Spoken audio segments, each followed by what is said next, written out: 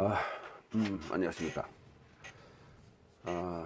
전 세계에서 1980년대의 눈썹 문신의 기술은 수지기법이나 머신으로 화장형 눈썹을 만들었던 시기가 있었습니다. 한국도 마찬가지고 우리 할머니들이 그 푸르댕댕한 눈썹을 보거나 우리 어머니들의 눈썹을 보면은 잘 알 수가 있을 것입니다. 이런 눈썹 문신 시장에서 엠버침, 여기 보시는 게 이게 엠버침이에요. 엠버침 니들은 1980년대 초반에 중국의 데이비드로부터 개발이 됩니다. 이 데이비드는 엠버 기술에서의 불세출의 천재이자 기술가였습니다. 그는 천재는 요절한다는 속설 때문인지 몰라도 지천명의 나이인 50쯤에 요절을 합니다. 저보다 한 살 아래인데요. 스스로 엠보의 황제라고 칭했을 정도로 엠보침을 만들고 기법을 완성시킨 전설적인 인물이라고 해도 과언이 아닙니다. 올해 6월달이면 요절한 지 7주기가 됩니다. 일주기 추모식에는 한국에서 유일하게 제가 참석해서 직접 찍어온 사진이나 영상들이 있습니다만은 그 영상의 전반부에 잠깐 보셨을 것입니다. 6주기였던 작년에 중국으로부터 초대를 받았습니다만은 코로나로 인하여 참석을 제가 하지 못했죠. 이렇게 데이비드로부터 창시된 중국의 정통 엠보의 계보는 1대 데이비드로부터 2대 제자인 앤디 후가 종국의 종사로 계보를 잇고 있습니다. 오늘 영상은 이번 기술을 설명을 드리는 영상이 아니고 니들의 역사. 자, 이렇게 보면 좀 이상한 게 보이시죠? 엠버 니들. 이 니들의 역사에 대해서 말씀드리는 시간이기 때문에 기술 부분은 가급적 좀 생략하도록 하겠습니다. 최초에 만들어진 엠버 침은 14침의 강성 니들이었습니다. 14침의 강성 니들. 자, 14침이 최초에 만들어진 엠버 침은 어떻게 생겼느냐 하는 것을 제가 잠깐 보여드릴게요. 이렇게 생겼습니다. 이렇게. 자, 바늘이 14개짜리입니다. 14개짜리고 강성침입니다. 자, 이렇게. 요게 이제 강성이죠. 니들의 껍데기가 알루미늄이나 이렇게 금속성 소재로 되어 있는 것을 강성침이라고 합니다. 14침으로 만들어지고 강성의 니들로 만들어졌다. 이런 뜻입니다. 이 니들은 당시의 침의 그 개수만 또는 모양만 매우 중요한 것이었습니다. 기존의 반영구 화장이 아니고 기존에는 문신기술자였죠. 문신기술자들은 세상에 뭐 이런 기술이 있나 싶을 정도로 완전히 이상하고 신기했습니다. 이렇게 이상하고 신기하게 생긴 엠버 니들의 개수가 왜 14개일까 하는 뭐 그런 의문점들이 굉장히 많았고 제가 데이비드에 직접 물어보니까 상당히 심오한 기법이 숨겨져 있는데 그것이 오늘날까지 이어오는 곡선을 만드는 기술에 관한 침법입니다. 큰 원을, 엠보선을 큰 원을 만드는 기법인 전도침법, 작은 원을 만드는 기법인 선전침법, 더 작은 원을 만드는 점침법 등등, 또는 수압을 세게 하는 기법인 중등도, 수압을 약하게 하는 경등도, 또는 중경등도 등의 기술을 만들어낸 창시자의 의도와 다양한 기법과 기술이 숨겨져 있는 니들이었습니다. 엠보 기술의 창시자답게 정말 심오한 기술이 담겨져 있던 것이었습니다. 그 당시까지만 해도 엄청난 기술이었죠. 아마도 우리나라에서 이 데이비드 얼굴을 보셨거나 하시는 분들은 지금 현재의 기준으로 아마 한두 분 정도만 있는 것으로 제가 알고 있습니다. 자, 그럼 이 당시 최초로 인간의 피부에 획기적으로 선을 이용한 눈썹 문신을 만든다는 것은 감히 상상도 할 수 없던 시절이었기 때문에 과연 어떤 니들이 사용되어 있을까? 최초의 엠보 니들은 14포인트의 강성침이었다고 말씀을 드렸습니다. 14포인트의 강성침이었습니다. 요즘 기준으로 말씀드리면 엠보침이 14개이기 때문에 14. 그 다음에 그 당시에 최초에 만드는 엠보침은 35mm였습니다. 그러면은 여기서 엠보침의 개수가 앞에 나오고 니들의 굵기가 뒤에 붙여지는 것이 바른 표현입니다.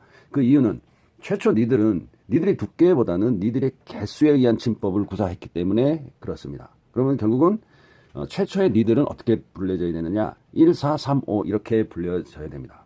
이 1, 4, 3, 5 니들은 1990년 이후에 비로소 한국에 들어오게 됩니다. 이렇게 생긴 니들이 한국에 들어옵니다. 자, 보시죠. 완전 직선형이에요. 이렇게 생긴 니들입니다. 이 니들을 보신 분은 아마 한국의 엠보 기술자들 중에서는 아마 몇 분 안 계실 겁니다. 사선형이 아니라 완전한 사선니들입니다. 바로 이렇게 생긴 것입니다. 이 사선니들은 완전한 직선형으로 오늘날 사용하는 둥근 형태의 니들이 아닙니다.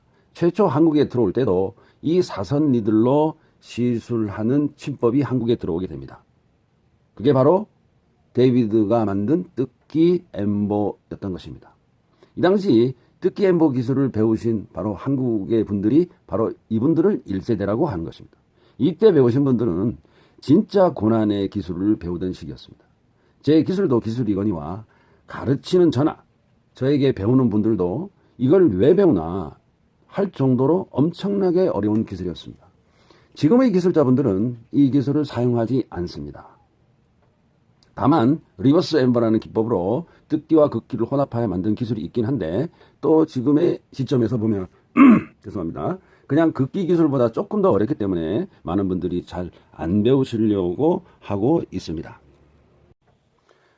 경력이 얼마 되지 않으신 기술자분들은 또는 엠보 기술이 불과 몇 년 전에 한국의 어떤 기술자가 만들어진 것처럼 알고 계시지만 실제로는 거의 25년 이상 30년에 육박하는 엠보 기술자 분들께서 어렵게 만든 기술이라고 할 수가 있습니다.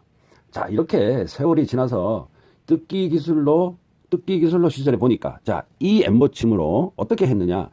자, 지금 오늘날은 이렇게 긋잖아요. 이렇게 긋는데 그 당시에는 이렇게 뜯었단 말입니다. 이렇게 지금 표현이 조금 잘 안 나오지만 자, 이런 식으로 피부를 찍어서 들어 올려 가지고 뜯어서 만들어내는 것이 바로 뜯기 기법이라고 할 수가 있습니다. 자, 세월이 지났습니다. 세월이 지나고 이 기술로 하니까 작업하기가 정말로 장난 아니게 힘들고 또 뜯다 보니까 피부가 뜯기는 현상이 나겠죠. 그래서 선이 굵게 만들어집니다. 또는 엠보 니들의 두께가 0.35mm였다는 것을 감안을 하면 선이 굵게 만들어지는 것은 너무나 자명한 일이 됩니다. 또는 이렇게 뜯다 보니까 피부에 너무 많은 데미지를 주는 기법이고 그래서 저도 그 당시를 회상해 보면 뜯기 기법을 시술을 해드리고 5년을 지속할 수 있다고 사기 아닌 사기를 친 일도 생각이 많이 납니다. 그 이유는 제가 그 당시에 초창기 때 했기 때문에 이 기술의 임상의 결과를 저도 몰라요. 그래서 최초의 이 기술이 중국에서 배웠던 그대로 창시자가 얘기했던 대로 이거는 5년 지속이 된다. 이렇게 전해드린 얘기를 전달했던 시절밖에 안 됐기 때문에 그렇습니다. 좀 우스운 얘기지만 지금 이 자리를 빌어서 그 당시 저에게 시술을 받으신 분들에게는 매우 죄송한 말씀을 전해드립니다.